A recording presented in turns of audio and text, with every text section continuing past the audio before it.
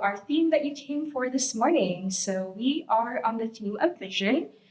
It was chosen by our Raida chapter in Saudi Arabia and illustrated by Razan Ashalan. How do you see the world? How do you want to change it? Vision refers both to the sense of sight and our ability to imagine the future. Are you focused on the little details? Can you see the big picture?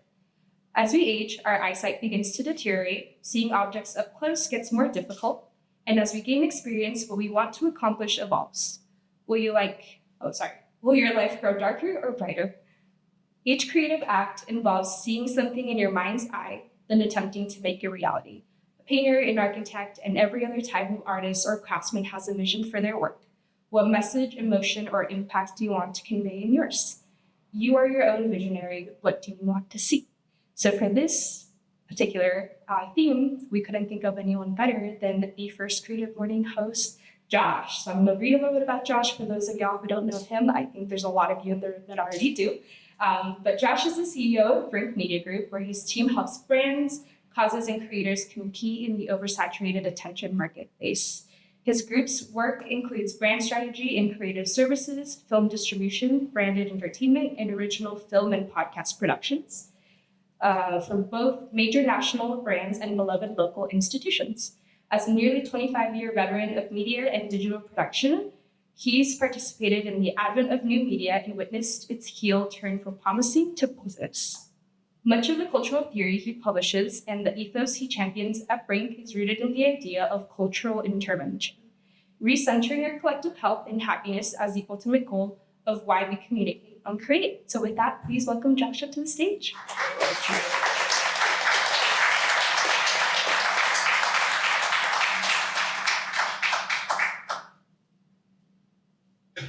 That was a sign. Why are you playing? Okay. Cool. First time I've ever heard that bio written out loud, and I didn't like it, so I'm gonna have to redo it. I wanted to present vision through 3 different lenses for you today. The first one I think felt very natural for us, which is sight. I think that's like 80% of what we do. Make sure this is completely adjusted. We're a media company, and so much of media is sight, although don't underrate sound and other senses. They're very important. So first, let's watch. As warmer temperatures become the norm in our society, I want to thank every Amazon employee and every Amazon customer, because you guys paid for it.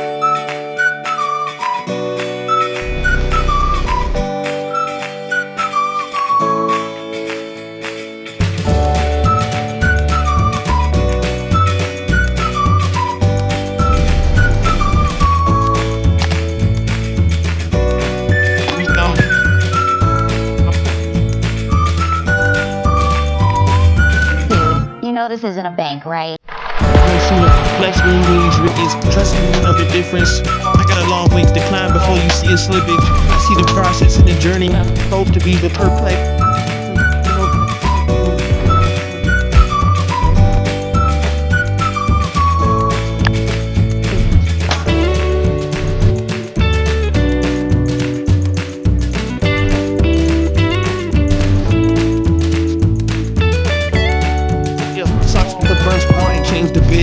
Normal guy till I die, you know what it is. I don't wanna speak, talking all that good, so I just hit you with the please. You gon' see the peace, you gon' see the.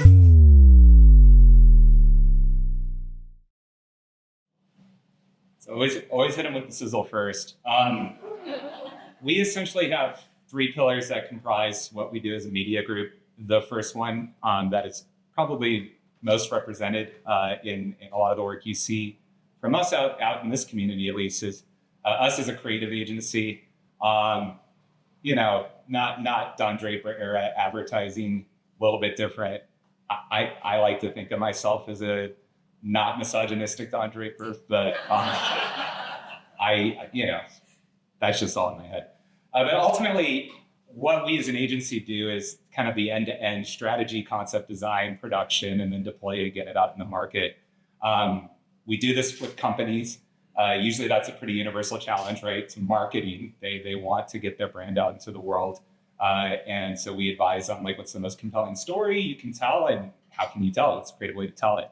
But I also love working with causes, and a lot of what we do is work with causes, which is usually about shifting a belief, going in the market saying, people feel this way. We want them to feel this way. How can we shift that belief? They're both using the same technique though, which is taking a governing belief or behavior that somebody has, and then figuring out how to sell an idea and attach it to that governing belief and behavior. A lot of this is, if we do our jobs right, we're basically taking an idea and having it symbolize something that your prefrontal cortex will interpret and attach to a network of nodes in your brain to comprise your belief system and your sense of self. Yes, I just took creativity and made it incredibly scientific. Sometimes I do that, but through this process, now you use Apple instead of PC because of these fucking guys right here. You're like, I want to be the guy on the right. I don't want to be the guy on the left, right? And that's basically what it is. And so a lot of, we like to think of what we're doing is like Inception. We're coming in and we're figuring out how to like change the way you think. And sometimes, in the process of doing that, you lose sight of the bigger picture that really getting attention is the hardest part of that. We're in such a saturated media landscape. We're assaulted by an unhealthy amount of propaganda daily, let alone all the media we consume.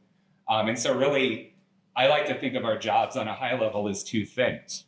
The first one is earning attention, which is done through novelty or creativity, figuring out ways to be disruptive or subversive, figure out like what is something that is commonly seen or understood within a marketplace, and then kind of like yanking the rug out from under people on that. And then just being entertaining. Entertainment is a huge piece of this. I recently wrote a thought piece about this, about how like I think all creative agencies need to see their role as being entertainment media first and foremost. That is your first job. A lot of our clients don't understand that. That's the hard part, is to get them to say, look, people don't care about your product. You have to be entertaining in order to get their attention. But the second part is then salience, which is what that brain thing I showed you was. Salience is the idea of having insight into the audience that you're talking about, being evocative enough for them, meaning that you've moved them to experience emotions, release brain chemicals, right? In being able to then like latch on and commit that to memory. And then you have to be distinctive within that, because if you're not distinctive, it doesn't matter that process happened. They're not going to remember why or who it was for, or why or what idea that it was supporting. So that's the core of us as a creative agency. Second thing is we do original productions. In our past, we've done a lot of like independent film production that goes back before I even joined BRINK. BRINK's been around since 2001, and in some ways even before that. I joined in 2007, and so it's a really cool element of what we are and our vibe and our culture that we have these film roots. I think half our team went to film school. It's just a big part of our tradition. More recently, we've been getting really into podcasting. We launched This Is Propaganda at the top of this year, and then won a Webby Award for it. So we're very proud of that. I guess I'll do quick promotions real quick. This is propaganda.show. Go there, check it out. And then this week, we launched BRINK Film Club, which is a conversation series digging into underground film that deserves your attention. There's a lot of really good underground film out there. There's a lot more really bad film out there. And so it's important to have people that are curating this and talking about it and spotlighting it for you. And that's what we're doing. The other thing that we're doing a lot of is creating branded entertainment. I'm going to talk a little bit more about this later, but we recently made a short film for the Human Rights Campaign that if I have time at the end, 7 minutes, I'm going to try to screen it for all of you. So, and then the third pillar is we do film distribution. Over the years, we've put out nearly 100 titles, both in streaming and physical formats. Recently, a nice win for us was Gods of Times Square was added to the Criterion Collection in partnership with the Safdie Brothers production company, Alara Pictures. So I think I'm very proud of the fact that like we have these different functions that exist under this one umbrella, and all of them really kind of ladder up to one big thing, which is this, capturing your attention, right? And that's why in my bio, I talked about the attention marketplace. And I wanted to take a little bit of time to speak about that, because a big piece of I feel like what my purpose on this planet is to do is to change the way we think about this stuff and make a healthier culture around it. If you think about the attention marketplace, these are the reasons why I love what I do and do what I do. I help share knowledge. I help change the culture, move culture, participate in culture. I can inspire ideas. I can inspire movements through storytelling, such a good empathy engine, and getting people to connect. Like that human rights campaign spot that I alluded to. The whole point of it is to build empathy for trans people so that we can stop having such a fucked up culture around it. But on the flip side, there's a lot of negative side effects within from the attention marketplace within our society. I think the biggest one is it's perpetuated this idea of corporatism where everything is oriented around serving businesses and serving corporations, which is not a way we should be living. And I think corporations have lost their relevance, but we haven't changed our mindset. And so take this election cycle, for example. We always talk about like number one issue voters care about is the economy. And it's like, I don't think that's true. I think that's a paradigm that they're giving, but it's not the economy, it's their lifestyle, it's their well-being that they care about. And we're just asking the wrong questions. Certainly addiction. I think most people are addicted to media. I think you have to go way out of your way to set media aside. And there's a lot of money being spent trying to capture your attention, keep your attention. And so I think part of that, when it comes to us, is making sure we're driving our industry towards people opting into attention and not stealing that attention from them. And that's something that is a big culture shift that needs to happen within the world like marketing and advertising that we're nowhere near it. We're barely having the conversation. So I'm just trying to have the conversation. Another big piece of this is depth of nuance. I'm sure we've all experienced that. We've all seen that in that everything's become so binary and polarized. And I do think that the attention marketplace is the number one thing that has created and exasperated that as an issue for us because and especially social media is like the last foil of that, where it's put us into these filter bubbles, right? And then the goal of propaganda can't have nuance, right? So the goal of it is to make you feel firm in your beliefs and to serve it to you relentlessly. And that's gonna create that depth and nuance. And related to that is we are constantly under manipulation. And that just can't be healthy for the human spirit to always be manipulated. I'll be the first to admit a lot of what I do is manipulation. And that's why I think it's important that I use this phrase cultural intervention. I think it's really important that okay, if our job is to manipulate people into thinking a different way or to move culture, as we like to say, I want to make sure we're moving it in the right direction. I never want to work with somebody who is moving it in the wrong direction, even though all the money tends to be the other way, which sucks. And then the second thing is I want to push our attention industry into a place of discomfort and critical analysis about the externalities of our work. I think one of the metaphors I like to use is if we were a factory, an industrial factory, you would see the pollution that was spewing in the atmosphere. But with media, you can't. You can't see the pollution of our work, but you can feel it. I think we can all feel it. And so that said, I wanted to hit you with a couple of examples of work we've done recently. First one is a business commercial, but it is for a credit union that's a nonprofit. This credit union is based out of Pennsylvania. I'll play it and we'll talk about it. Meet the banking family. Sterling, Stacy, the firstborn, Morgan, her husband, Stanley, the youngest, Finn, and their small-minded brother, First Commonwealth. I wanted you to meet Katie. She's a small business owner. It's okay. It's okay. He didn't mean it. Too big to fail. Hidden fees. Bailouts. Foreclosure. Bankruptcy. Loan rejection. Oh, circular economies. Helping members achieve their goals. Localism. No. It's predatory lending. God There's something you all need to hear. I don't want to hurt you, but sometimes you have to put yourself first. Well, in this family, profit comes first. No. I'm not a bank.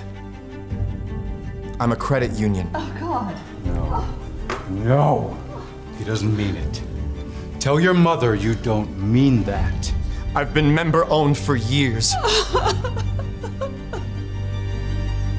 Another family dinner ruined by First Commonwealth's toxic inclusivity. To be member-owned. So small-minded.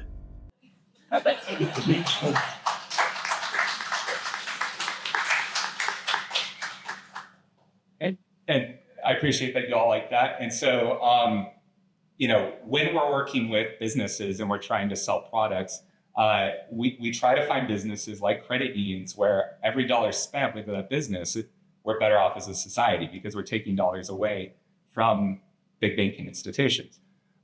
In the case of First Commonwealth, I think one other thing I'm very proud of with work like this is we shot this commercial here in Tucson. That was the most expensive house in Tucson. So, yeah. And the fact that we're able to bring dollars from out of the community into Tucson to do creative work like this is a big point of pride for me. But overall, you can see the two things in action there. First, attention, right? Entertaining, obviously tapping into bigger themes that we're seeing a lot of, with like succession and self-burn and stuff like that, being in the zeitgeist. But then the salience piece of this, of associating the idea of being that black sheep of the family within a family that a lot of people would not want to be part of that family. We see them as the enemy, right? Creates that salience in your mind where you're like, okay, this idea of banking with a credit union is an act of defiance against this like elite class, right? And then that tagline of small-minded banking that we were running with, that's an example of being disruptive in that like within capitalism, it's very rare for somebody to be like, let's get smaller, let's be small-minded. And doing that makes it stand out. So it's a lot of what we do. It's a lot of the heart of what we do. I wanted to also show, just because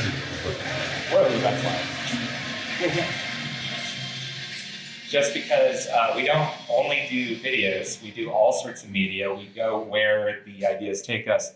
We recently worked with Tucson Symphony Orchestra and commissioned and produced a experiential sculpture that is in the Mercado Annex now. So tonight, everybody go and enjoy the sculpture over at the Annex. You can climb up inside of it. Of course, it's a nice thing to look at from the outside, blends in beautifully with the environment. So we're adding a piece of art, which we're very proud of, but you can climb up inside of it and have a immersive experience, as we call it, Momento Cosmico, of having music and lights and smells and all of that. So check that out. Check out Tucson Symphony Orchestra. And as was mentioned in my bio, like I really love that we're able to do this work we do with like big national brands, but also these local institutions. We work with a lot of arts and culture institutions and local businesses that we want to support. So now the second lens that I wanted to do was the idea of hindsight and kind of looking back at my own journey or struggle, or all life is a struggle. My own journey through life to get here, because that was always my favorite part of going to Creative Mornings, was seeing that. So I wanted to provide that. So there's me, circa 1993, bringing the Gen Z drip. I've never dressed as well as I did back then. But around this time was the first time that I got to experience my relationship with creativity. That's because Super Nintendo had Mario Paint. And Mario Paint was so cool because you could draw, but it also had a music composer. And I actually spent a lot of my time in the music composer, and I would compose songs and then make my entire family come in the living room and watch what I made. And that was the first time that I would say at the time, I was like, I'm being creative right now, obviously. But in retrospect, in hindsight, looking back, I was like, okay, that was the start of my journey of really exploring these parts of me. My family was, I was privileged enough that my family was the first family to get a personal computer out of anybody I knew, because my dad worked for the IRS at the time and they gave him one. I think he's like one of the first telecommuters with computers. And so I got an hour of computer time every day. And within that, I became really fascinated with the internet and started to build websites. My parents bought me the O'Reilly books on how to do HTML and CSS. I would play with like Microsoft Front Page and the other Microsoft products. We didn't have Adobe at the time. This isn't my work. I swear, guys, I spent 8 hours trying to find something on Wayback Machine to show you, but none of it would render properly. I'm sorry. Pretend that's my work. Or Space Jam website. That's a good reference to. But yeah, I had, once GeoCities came out, I probably had like 30 or 40 GeoCities sites. I was just constantly building websites. I would build websites for the chess club at my school. I was this guy. I called myself Webmaster JB, which is very cringe. But I just built websites for anything I could. Around 2001, I became a massive Linkin Park fan when they hit the scene. And I started building so many Linkin Park sites. I built this like reputation up within the fan community of this like guy. And then that led to me building Riff Raff's website, because he was like, he was dropping an EP and he was like friends with Mike Shinoda from Linkin Park. And that's not Riff Raff, that's James Franco. But his whole character's modeled after Riff Raff, so appropriate. So I was doing all of this. And then I think a lot of people started perceiving me as a computer guy. That was like the label, like a techie. But it wasn't really the tech of it that I was enjoying. It was the creation part of it. And, you know, I think that being able to express myself in that way was really incredible. And like I said, a real privilege for me to be able to do. And I think my parents were always very supportive of me of doing these things. But on the flip side, the conversations we have around it, I think we're limited in the sense, like my dad was a military officer, very conservative family. And while they were supportive of my hobbies, they were always trying to like get me to figure out how, like, what is my career path going to be? And so come senior year of high school, fit's not as good anymore. Jacket's a little too big. But by this point, I wrote this down. So I was state president of Future Business Leaders of America, student council president. I was editor of the yearbook. By the way, I pioneered a video yearbook format, which was really cool. I directed like a 1-hour documentary about the school year. I was the CEO of the school store, as a class salutatorian, and then I was like the president of like 3 other clubs. So I was jacked in.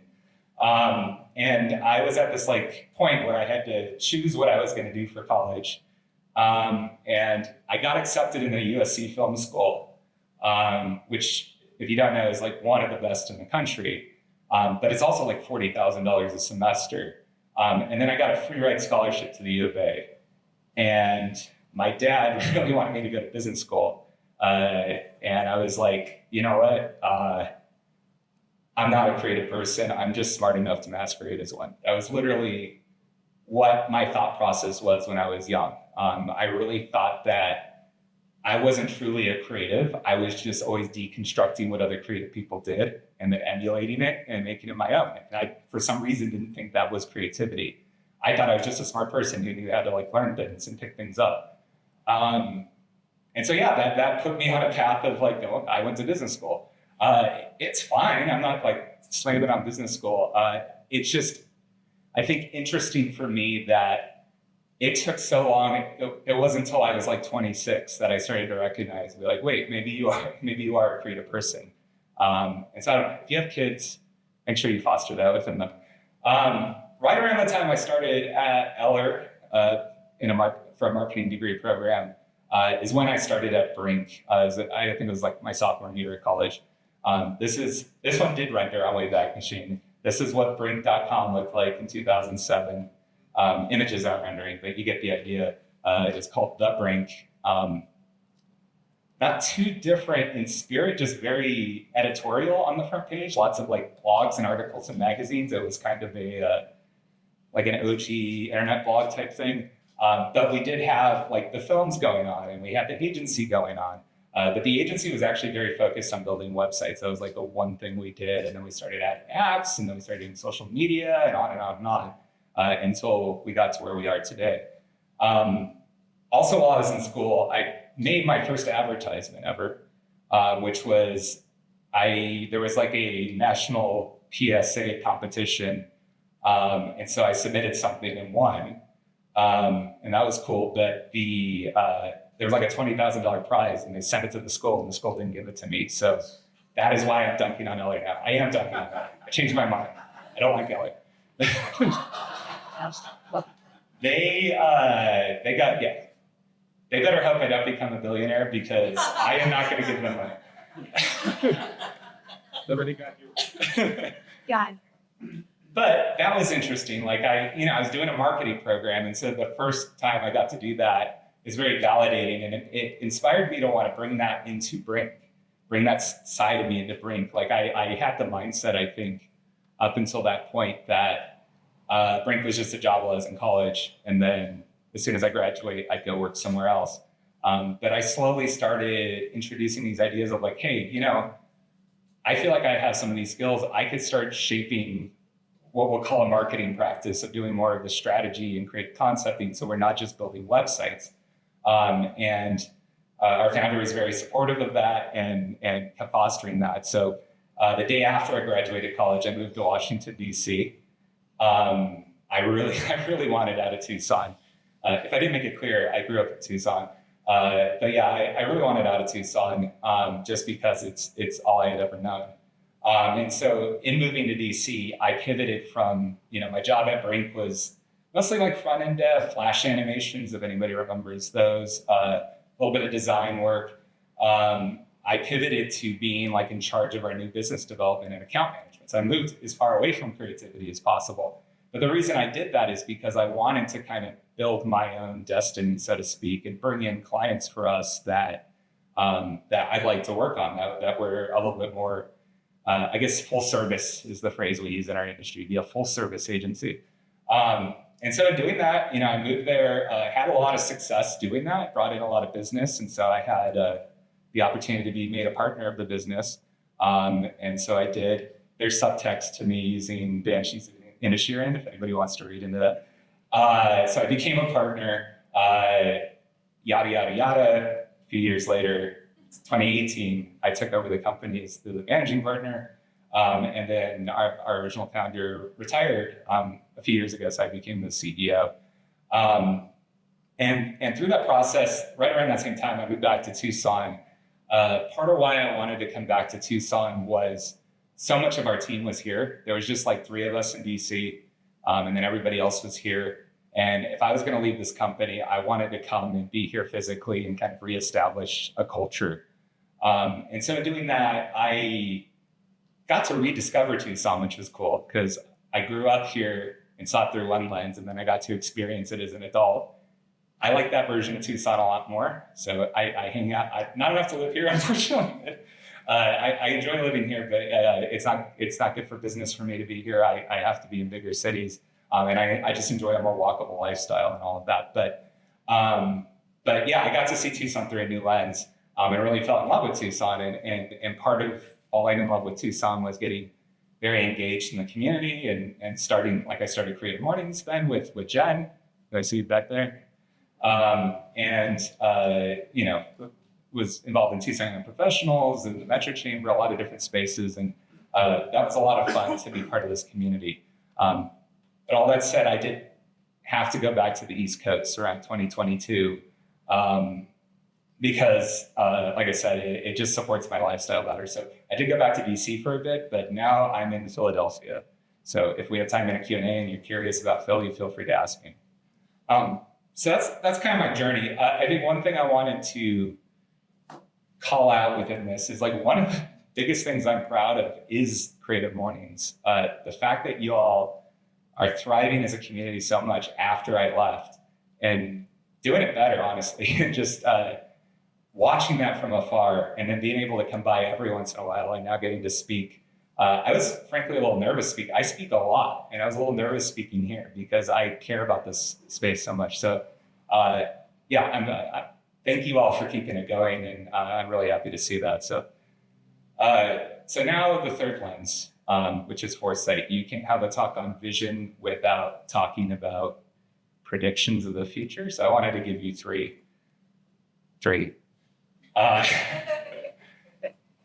We'll start with an easy one, and kind of like an obvious one, which is, I nodded at this earlier that, one of our three pillars is original productions.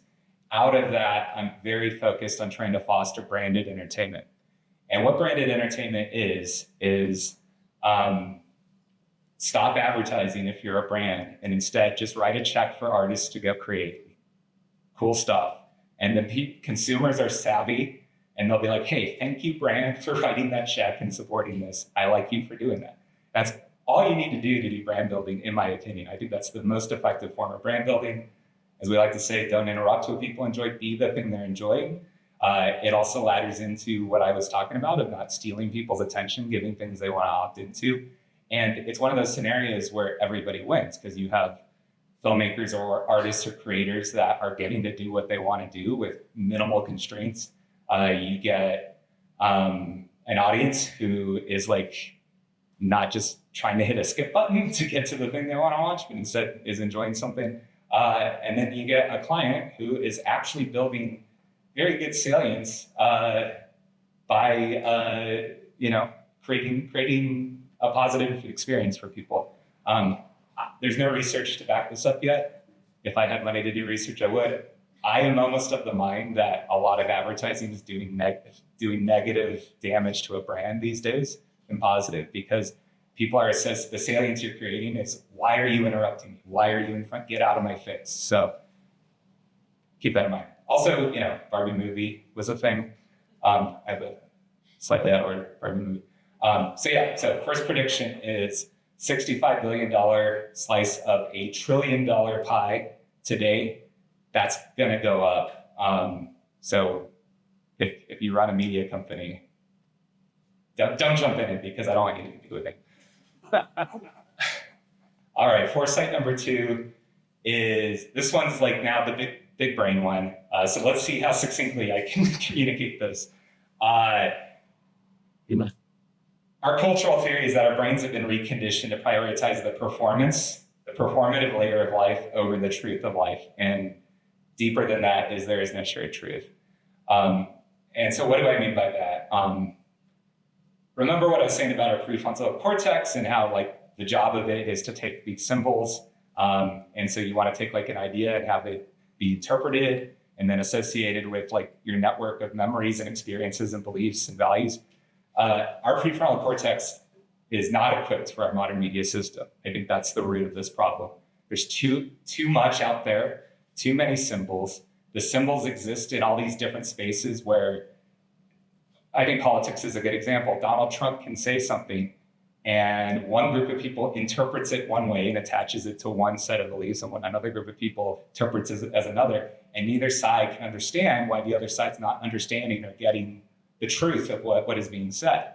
And that is because these symbols they've lost their meaning. The meaning is now attached to your own meaning, your own sense of meaning. And so I've kind of broken this down into 4, we'll call them pillars, horizontal pillars. The first is anybody familiar with the idea of the looking glass self? It's this idea that we tend to modulate and change our behaviors and even our beliefs based on the reactions and inputs from people around us.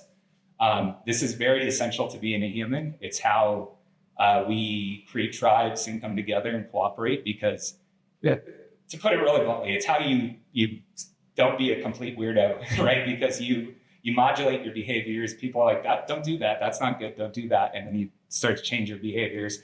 And then you want to sort of align with others, right? And be accepted. We want to be accepted.